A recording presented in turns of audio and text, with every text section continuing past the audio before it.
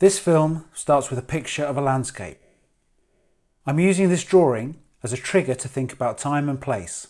The film will move fluidly between different time frames, from recent events to deep geological time. But as well as shifting through these times, I'm thinking about how different experience and understanding of place can be equally fluid and dynamic. This drawing, made in 1811, is by Joseph Mallord William Turner, perhaps Britain's most celebrated artist. Compared to the artworks that we might associate with Turner, it is an unassuming, undramatic drawing. But for me, what the drawing tells us about looking at and recording landscapes and about our shifting and evolving relationship with our environment makes it equally as compelling as many of his other, more acclaimed works. This drawing elicits questions about control over landscape. Who owns it? Who has access to it? How is landscape used? And what might inform the decisions we make about our environment in the future? The place that this drawing depicts and the subsequent engraving by W.B. Cook made after Turner's drawing is the Isle of Portland. The Isle is not actually an island but a peninsula, tenuously attached to the south coast of mainland UK by a small strip of shingle ridge that constitutes the final few metres of Europe's longest pebble landform, Chesil Beach. The English filmmaker and writer Jonathan Mies describes Portland as a bulky chunk of geological, social, topographical and demographic weirdness. It is the obverse of a beauty spot. Beauty, in this construction, implies the picturesque. Portland is gloriously bereft of this quality. It is awesome. There is nothing pretty about it. Perhaps it is exactly that weirdness and the conflicts inherent in this landscape that drew Turner to this view. What I think attracted Turner, and what attracts me to look at this landscape now, is the stories it tells and its multiple converging histories. Doreen Massey, the social geographer who critiqued landscape through a feminist and Marxist lens, argues space becomes meaningful through histories told. As she points out, spatial identities such as places, regions, nations, and the local and the global must be forged as internally complex, essentially unboundable in any absolute sense, and inevitably historically changing. And in writing about landscape photography, Liz Wells explains, histories articulate different discourses and material forces, often forming terrains of contestation, as stories may be recounted from different points of view. The purpose of historical investigation may be to find new materials that enhance or unseat previous understandings of place and circumstances. Human action contours the landscape, and stories told give meaning to it. Portland, perhaps as much as anywhere on the planet, has its stories and histories visibly inscribed into the landscape. The constructed histories are legible through looking at a simple view and speak about what is shared and what is contested. The act of describing or depicting a landscape, through what is included, excluded, framed and drawn attention to, is itself a construction. To give an example of what I mean, I want to look at a different landscape and different descriptions about relationships between place and identity. Ingrid Pollard's series Pastoral Interlude, made in 1988, is a series of hand-coloured black and white photographs combined with text. The photographs are made in the Lake District of England, a region powerfully associated with an idealised image of rural Britain, not least due to the myriad of depictions of it by Turner, alongside the romantic poetry of contemporaries including William Wordsworth. In contrast to Turner and Wordsworth's descriptions of weather and land, the figures in Pollard's photographs reveal a sense of alienation and otherness often felt by black British people in a landscape that is seen as being quintessentially English and intrinsically linked to the very idea of Englishness. Pollard's photographs ask pointed questions about who a landscape is for, whom it includes, and who might be excluded from it. This exploration of identity and place in connection with the English landscape emphasises the combined legacies of slavery and the Industrial Revolution. Knowledge of when Turner made his drawing means those same legacies loom large. In 1811, Britain governed an empire that reached around the globe, 1817, the year Cook made the engraving, was at the start of Britain's imperial century, when England ruled 400 million people, over a third of the population of the entire world. This massive empire was founded on the ruthless exploitation of indigenous peoples and was the product of slavery. In the British Empire, slavery was abolished via the Slave Trade Act only a few short years earlier in 1807. But the arrogance of superiority, the economic enslaving of millions of subjects, and racist exploitation persisted. In 1811, the Industrial Revolution was in full swing. This period of time, between about 1760 and 1840, saw a massive migration from countryside to city. The explosion in the growth of urban centres meant that Portland had a big influence on the nature of our cities, which in turn had an impact on Portland. The Isle has been the site of quarries for centuries, but the growth of cities like London, with the capital's status as the world's most important urban centre, built on the wealth gained plundering the people and resources of the world, meant that Portland operated as a mine for the necessary raw material of growth. It was the white limestone's characteristics that provided the required aesthetic status and grandeur that made its stones so highly valued. Built from Portland stone, notable urban landmarks in London, including the Palace of Westminster, London Bridge, St Paul's Cathedral and the Bank of England, had already been constructed before Turner, with many more to come, including the National Gallery and, in 1897, the Tate Gallery, now Tate Britain. Having slowly formed over the last 150 million years, the rock's special character means it is easy to form, but is hard, weather-resistant and stays white where other stone might discolour, an essential characteristic for the Industrial Revolution, given the sharp rise in the number of factories bellowing smoke. Turner's attraction to the scene is emblematic of his interest in the relationship between landscape and industry, the natural and the constructed, the historical and the modern, and his fascination in technologies that were rapidly transforming the world. Whilst a lot about this view has remained unchanged for millennia, it is the evolving and shifting nature of the modern world which it describes. On a warm but breezy day in August 2020, I visited Portland. It was one of my first trips outside London since the easing of the coronavirus lockdown. I set up my large format 10:8 camera in order to photograph the view, from a similar position to that which Turner had adopted. The camera itself is an old and now outmoded technology. My reason for using it is partly to do with time.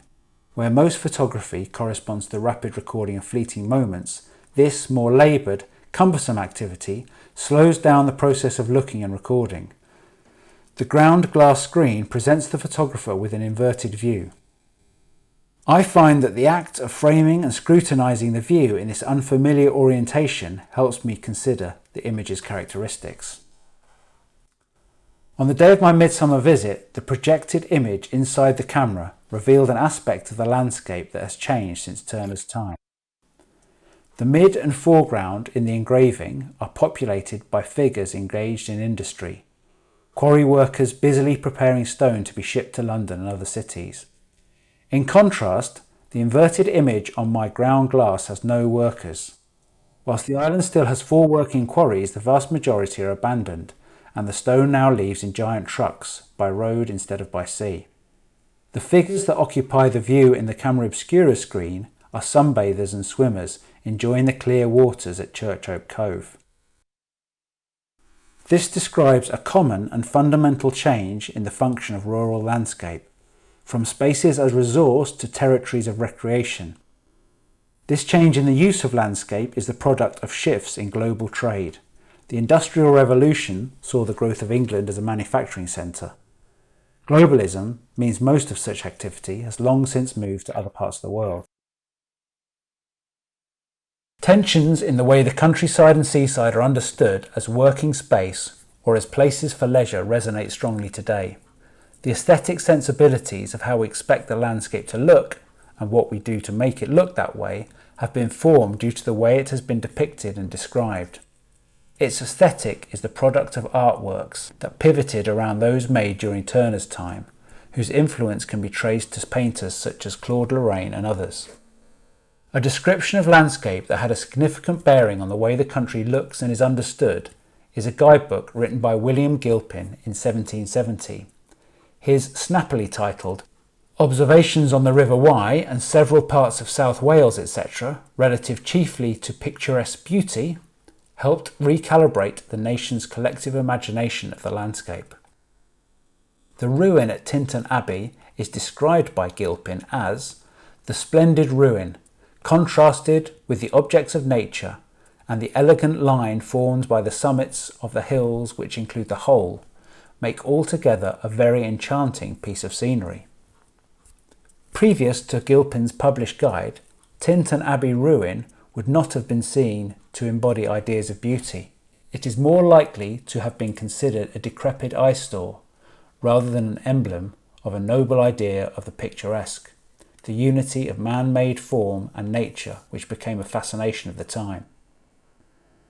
It is a similar juxtaposition of nature and built construction which we see in Turner's drawing of Rufus Castle. But in Turner's case, an additional element onto which he inscribes significance is the presence of industry in the landscape.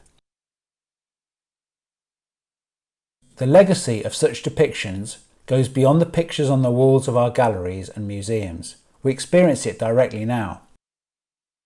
In an interview in 1968, Carl Andre, the controversial minimalist American sculptor, remarked that the English landscape was already one vast earthwork. What he refers to is that the English landscape has itself been sculpted, and its form is perhaps largely in the image of the artworks and descriptions of the landscapes that have constructed a shared vision of England as a green and pleasant land. It is this legacy that remains the driving force behind the actions and policies that dictate the way landscape should look. Returning to the Lake District, the focus of Ingrid Pollard's series and a huge numbers of drawings and paintings by Turner, we can see a landscape that is something of an emblem for conflicting ideas and divergent historical accounts. Wordsworth's poetry and Turner's paintings present the region as an ideal of managed and farmed landscape. The preservation of this image of the region through its farmed management led the Lake District to be inscribed as a UNESCO World Heritage Site in 2017. But the sheep farming that maintains the sparsely vegetated fells denote ownership. The farmer and landowner is attributed guardianship of the countryside, steward over how the land is managed and the agent charged with preserving its aesthetic character. This makes the rural landscape a territory that is tightly controlled with specific designation where outsiders might gain access. The activist and environmentalist George Monbiot strongly opposed the proposal to celebrate the Lake District as a World Heritage Site. He presented a counter view. What you will see is the great damage farming has inflicted. Wet deserts grazed down to turf and rock, erosion gullies from which piles of stone spill, woods in which no trees have grown for over 80 years, as every seedling has been nibbled out by sheep, dredged by canalised rivers, empty of wildlife and dangerous to the people living downstream, tracts of bare mountainside on which every spring is a silent one. Anyone with ecological knowledge should recoil from this scene. Monbiot explains that the bid to ascribe World Heritage status aims to preserve the Lake District as a cultural landscape, asking, just as Pollard has asked, but whose culture, whose landscape? Increasingly, populist and isolationist politics and the climate catastrophe make these urgent questions to ask. The farming practices that promotes countryside stewardship have been supported since World War II by subsidies. In recent years, the payments have come predominantly from European Union funds.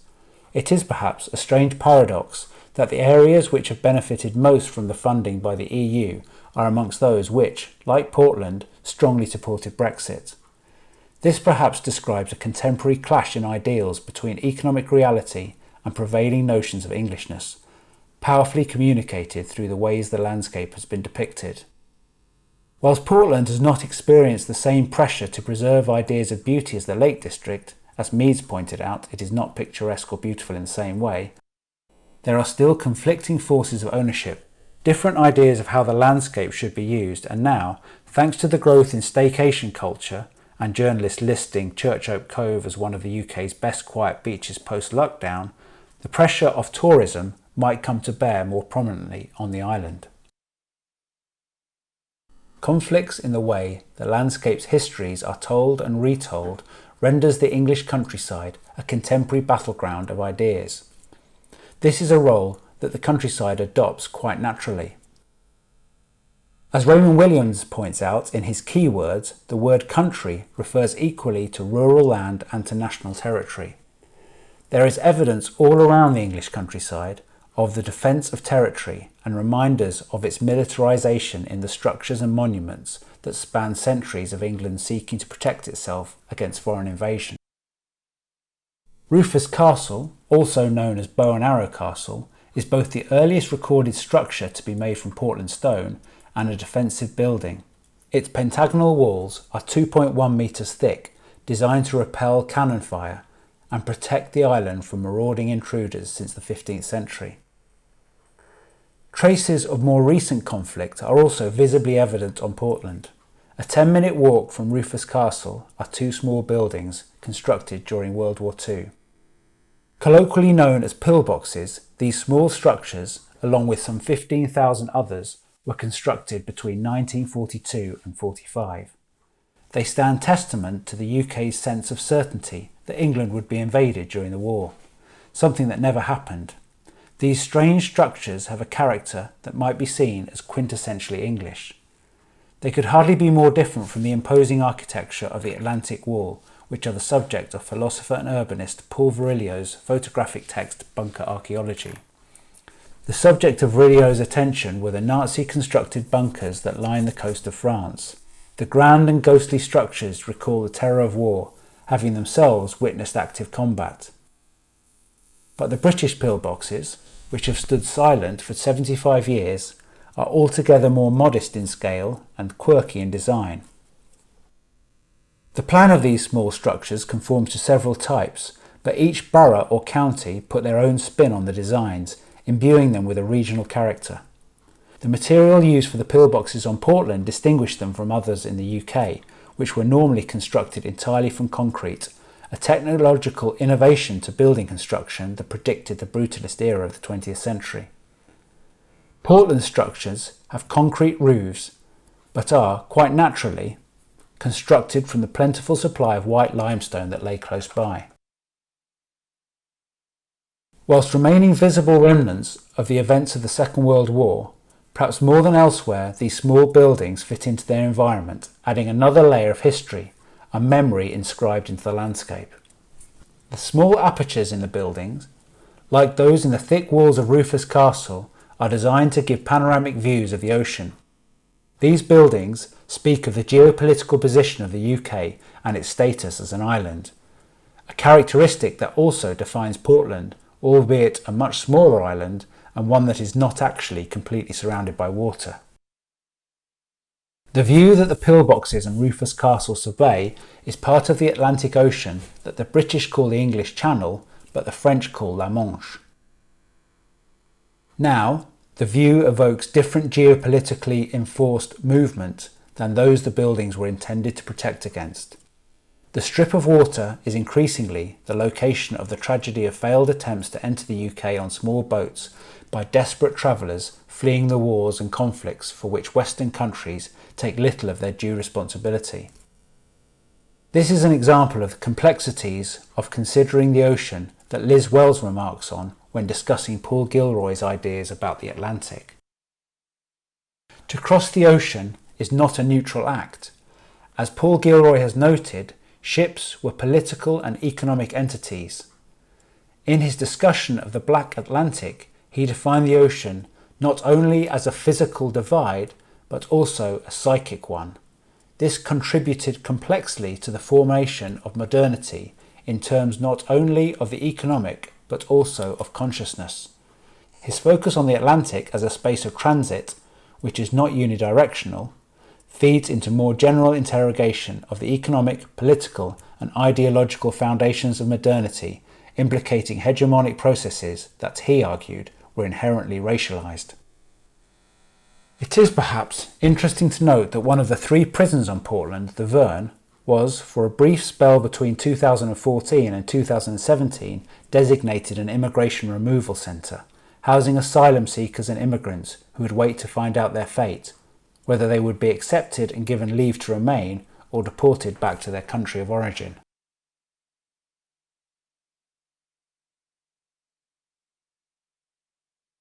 Finally, I want to consider the relationship between time and place on a deeper geological level. The images of rocks that I have chosen to visually punctuate this film are from an archive of fossils. These material fragments have been salvaged from the quarries of Portland during the process of mining the island stone. They are markers of deep geological time, representing captured moments themselves, including ancient sea creatures, and even the frozen movement of water. These fossils mark some of the 150 million years of the landform's creation. The petrified creatures, such as domo sponges and shells, that are also visible in the walls of Green Park Station in London, and vegetation such as fossilised cypress trees, mark the movement of land and enable geological and climatic change to be mapped. Some of these changes can be described through the idea of the Anthropocene, a term coined by the Nobel-winning chemist Paul Crutzen in 2000 to describe the current period of Earth time.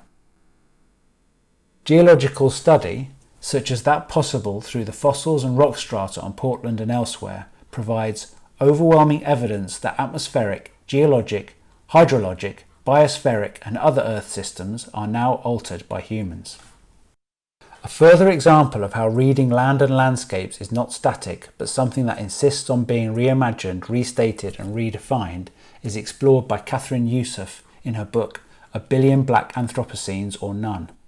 In it, Youssef argues that the Anthropocene exhibits a colonial geology, a geology in which spikes are named and conceived, which in turn generates a specifically racialized territorialization of the Earth.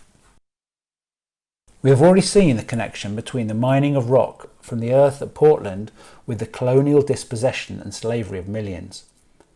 The visible signs of the insistent territorialization are still apparent in the military structures and the warships that can regularly be seen passing. But Catherine Youssef's thesis makes a deeper connection between the very language and conception of the Anthropocene as fundamentally racialized. In making connection between materials and the black body, Youssef questions who is harmed by way of the extraction of Earth's geological assets and who is most in harm's way due to the apocalyptic impact of our plundering natural resources. The Anthropocene was conceived as a political geology.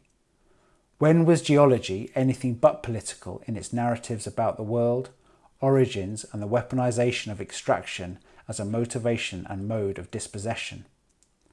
Deep time and near time geological questions are entangled with hard political questions about decolonizing and the possibilities of futures.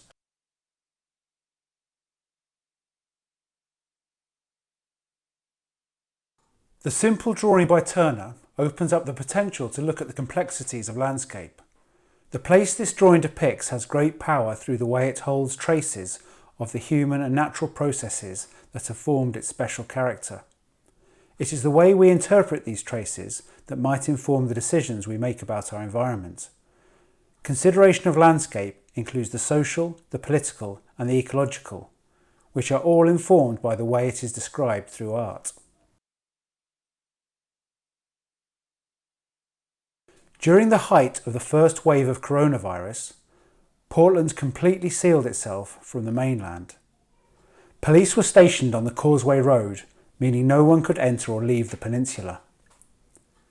The COVID pandemic, in tandem with the climate emergency, demands that questions are asked about how we relate to the world, from the movement of people to the sustainability of global trade, to fundamental questions about how we relate to our natural environment. These are all things we urgently need to address. I believe that closely looking at a landscape and considering what the view might say about our past can help us address the challenges of the future.